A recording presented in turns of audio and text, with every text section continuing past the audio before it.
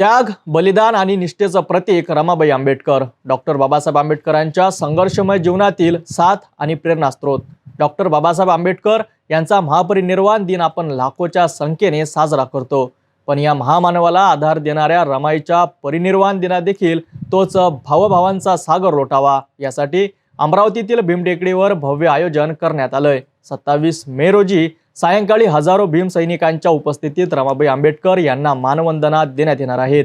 सातपुडा विदर्भातील प्रथमच इतक्या मोठ्या प्रमाणात होणाऱ्या या कार्यक्रमात सप्तखंजिरी वादक डॉक्टर रामपाल महाराज प्रबोधनपर सादरीकरण करणार आहेत. या पार्श्वभूमीवर आयोजकांनी पत्रकार परिषदेत संपूर्ण माहिती देण्यात आली.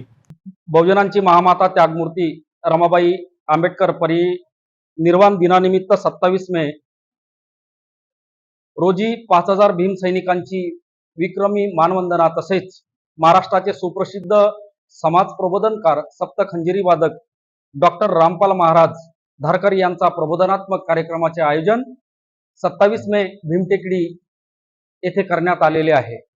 हा कार्यक्रम घेण्यामागचा उद्देश असा: 6 डिसेंबर रोजी डॉक्टर बाबासाहेब आंबेडकरांना संपूर्ण जगामधून अभिवादन केला जातो, परंतु त्यागमूर्ती आई रमाईमुळे बाबासाहेब उंच शिखर गाठू शकले. त्या त्यागमूर्ती आई रमाईच्या परिनिर्वाण दिनानिमित्त सुद्धा बाबासाहेबांच्या खालोखाल आई रमाईला अभिवादन झालं पाहिजे, या उदात्त हेतूने भीमटेकडी येथे कार्यक्रमाचं आयोजन करण्यात आलं आहे.